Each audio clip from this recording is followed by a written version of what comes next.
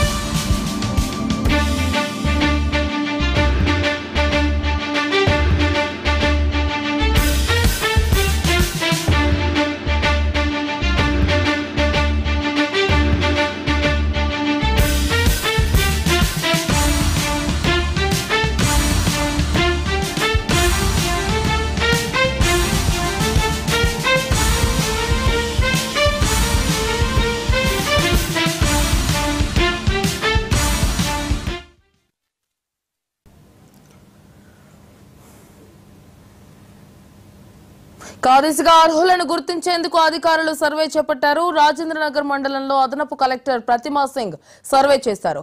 333 నిర్మాణాలను అధికారులు గుర్తించారు. చైతన్యపురి డివిజన్, సత్యనగర్, మారుతినగర్ లో అధికారులు సర్వే చేస్తుండగా రెవెన్యూ అధికారులను కాలనీ వాసులు అడ్డుకున్నారు.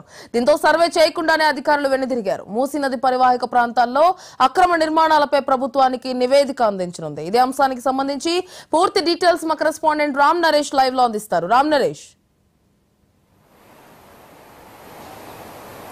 త్రిపుర మూసీ ప్రక్షాళనకు ప్రభుత్వం నిర్ణయించింది. ఈ నేపథ్యంలోనే ఈరోజు సర్వే నిర్వహిస్తున్నారు. సర్వేకి సంబంధించేసి ఉదయం నుంచి దాదాపు 25 టీంలు, ప్రత్యేక టీంలు ఏర్పాటు చేశారు. ప్రతి ప్రాంతంలో, మూసీ పరివాహక ప్రాంతంలో ఎక్కడైతే ఆక్రమణలు ఉన్నాయో ఆ ఆక్రమణలన్నింటినీ గుర్తించేందుకు అధికారులు సర్వే నిర్వహిస్తున్న పరిస్థితి ఉంది. కొన్ని ప్రాంతాల్లో ఉదయం మనకి చూడొచ్చు, కొత్తపేట ఈ ప్రాంతాల్లో కొన్ని చోట్ల అధికారులు సర్వేకి వెళ్ళిన అధికారులని అడ్డుకున్నారు. తమ ప్రాంతంలో ఎట్టి పరిస్థితుల్లో సర్వేకి అనుమతించమని చెప్పేసి అనడంతో అధికారులు అక్కడి నుంచి వెనుదిరిగారు.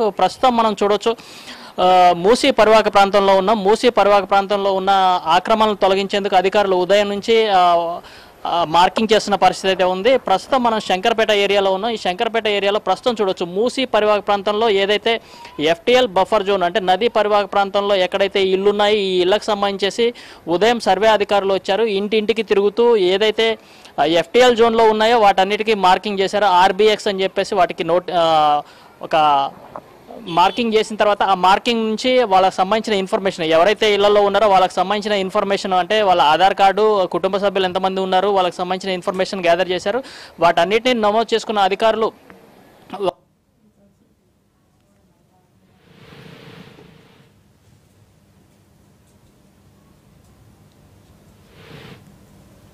అంటే మొత్తం సంబంధించిన సర్వే అధికారులు ఇంటింటికి తిరుగుతారు. మూసీ పరివాహక ప్రాంతంలో ఎక్కడైతే ఆక్రమణకు సంబంధించి వాళ్ళు ఒక 2 నెలల సర్వే చేశారు. ఆ సర్వేకి సంబంధించిన ఇన్ఫర్మేషన్ ఆధారంగా మ్యాపింగ్ చేసి ఎప్పటికప్పుడు వాళ్ళకి సంబంధించిన ఇన్ఫర్మేషన్ ని నమోదు చేసుకున్నారు. నమోదు అక్కడ నుంచి సర్వే ఇన్ఫర్మేషన్ ఇస్తున్న పరిస్థితి ఉంది. ప్రధానంగా ఉదయం నుంచి కొన్ని ప్రాంతాల్లో గోల్నాథ్ కానీ ఇటు నాగోల్ ప్రాంతంలో కొంత ఇబ్బందికరమైన వాతావరణం ఏర్పడింది. ఇక్కడ నుంచి అంటే సర్వే చేసేందుకు అధికారులు ఎవరు మా దగ్గర రావద్దు, మేము ఇక్కడ నుంచి ఖాళీ చెయ్యము అని చెప్పేసి బాధితులు ఆందోళన వ్యక్తం చేశారు.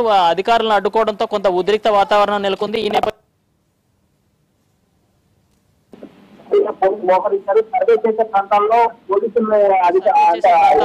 పోలీసులను అంటే ఎక్కువ బందోబస్తు ఏర్పాటు చేసి సర్వే నిర్వహించారు. ఇప్పటికే దాదాపు అంటే శంకర్పేట ఏరియాలో దాదాపు 256కు పైగా ఆక్రమణలను గుర్తించారు. వాటన్నిటికి కూడా మార్కింగ్ చేశారు. మార్కింగ్ చేసి వాటికి సంబంధించిన ఇన్ఫర్మేషన్ కూడా యాప్లో నమోదు చేసుకొని జిల్లా కలెక్టర్కు నివేదిక సమర్పించారు. ఈ మొత్తం 3 జిల్లాల పరిధిలో అంటే హైదరాబాద్, రంగారెడ్డి, మేడ్చల్ ఈ 3 జిల్లాల పరిధిలో ఎక్కడైతే మూసీ పరివాహక ప్రాంతంలో ఆక్రమణలో వాటన్నిటికి సంబంధించిన ఇన్ఫర్మేషన్ గ్యాదర్ చేశారు. ఆ గ్యాదర్ చేసిన ఇన్ఫర్మేషన్ మొత్తం జిల్లా కలెక్టర్లకు ఇచ్చారు. ఈ కలెక్టర్లకు సంబంధించిన నివేదిక మొత్తాన్ని కూడా ప్రభుత్వానికి ఇస్తారు. ఆ తర్వాత కూల్చివేతలు అనేది ప్రారంభమైతే ప్రధానంగా మూసీ పరివాహక ప్రాంతంలో ఎక్కడైతే అక్రమ కట్టడాలు ఉన్నాయో వాటన్నిటిని గుర్తించిన తర్వాత ఇప్పటికే ప్రాథమికంగా 13,000కు పైగా ఆక్రమణలు ఉన్నాయని చెప్పేసి ఆ ఆక్రమణలను తొలగించేందుకు అధికారులు సిద్ధమవుతున్న పరిస్థితి ఉంది. దాదాపు ఈ ఆక్రమణలకు సంబంధించేసి బాధితులు ఎవరైతే ఉన్నారో ఆ బాధితులకి డబుల్ బెడ్రూమ్ ఇళ్లను కేటాయించేందుకు ప్రభుత్వం 16,000 ఇళ్లను కేటాయించేందుకు నిర్ణయించింది. మంత్రి పొన్నం ప్రభాకర్ ఆధ్వర్యంలో ఏది బాధితులు ఎవరైతే ఉన్నారో వాళ్ళకి డబుల్ బెడ్రూమ్ ఇల్లు ఇస్తామని చెప్పేసి ప్రకటించారు.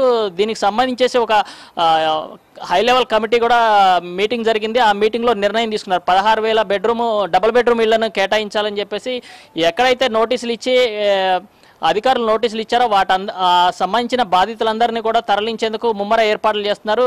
అయితే ఇక్కడ బాధితులు మాత్రం ఒకటి చెప్తున్నారు, మేము ఎన్నో సంవత్సరాలుగా ఈ కాలనీల్లో నివాసం ఉంటున్నాము, తమకు ఉపాధి అంటే చిన్న అంటే ఆ హోటల్స్లో కానీ తర్వాత ఇళ్లలో కానీ పనిచేస్తూ ఉన్నాము, మేము ఇక్కడ ఉపాధి పొందుతున్నాము, మమ్మల్ని ఇక్కడ నుంచి వేరే ప్రాంతాలకు తరలిస్తే మాకు ఉపాధి పోతుంది, ఎక్కడైనా డబుల్ బెడ్రూమ్ ఇల్లు ఇస్తే మాకు అక్కడ ఉపాధి ఉండే అవకాశం లేకుండా పోతుంది, కాబట్టి మాకు సిటీలోనే ఇవ్వాలి, బయట ఎక్కడైనా ఇస్తే మాత్రం మేము కదిలేదు లేదు, ఆక్రమణలు తొలగించేందుకు కూడా అడ్డుకునే పరిస్థితి ఉందని చెప్పేసి చెప్తున్న పరిస్థితి అయితే ఉంది. ప్రధానంగా మూసీ పరివాహక ప్రాంతంలో గోల్నాక కానీ ఇటు చాదర్గట్టు తర్వాత అదేవిధంగా నాగోలు, పెద్దంబర్పేట ఈ ప్రాంతాల్లో ఉన్న బాధితులైతే ప్రధానంగా చెప్తుంది మూసీ పరివాహక ప్రాంతంలో ఉన్న ఈ నివాసాలను తొలగిస్తే మాకు సిటీలోనే ఇవ్వాలి తప్ప బయట ఎక్కడన్నా ఇస్తే మాత్రం మేము కదిలేదు లేదని చెప్తున్నారు. ఉపాధి అవకాశాలు ఉండవు కాబట్టి తమకు ఉపాధి కూడా కల్పించాలి అని చెప్పేసి చెప్తున్నారు. కొంతమంది మేము ఈ ప్రాంతంలో పట్టాలు ఉన్నాయి, ఆ పట్టాలకు సంబంధించిన నష్టపరిహారం కూడా చెల్లించాలి లేకపోతే కదిలేదు లేదని చెప్తున్న పరిస్థితి ఉంది. ప్రధానంగా కొంతమంది బాధితుల్లో మనం కొద్దిసేపటి క్రితం మాట్లాడినప్పుడు చెప్తుంది ఏంటంటే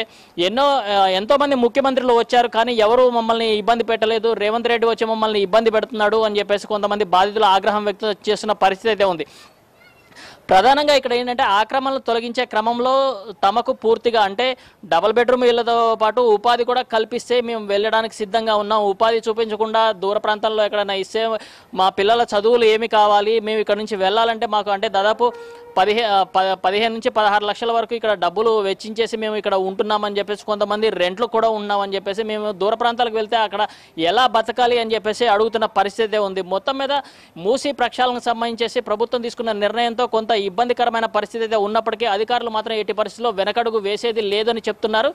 మొత్తం మీద ఈ మూసీ ఆక్రమణలకు సంబంధించి ఇప్పటివరకు అధికారులు 25 టీంలకు సంబంధించిన ఇన్ఫర్మేషన్ మొత్తాన్ని ప్రభుత్వానికి నివేదించిన తర్వాత ఈ శనివారం లేదా ఆదివారం ఈ కూల్చివేతలకు సంబంధించేసి బుల్డోజర్లు మూసీ వైపు దూసుకొచ్చే అవకాశం ఉంది. Tripura. Right Ram Naresh, thank you.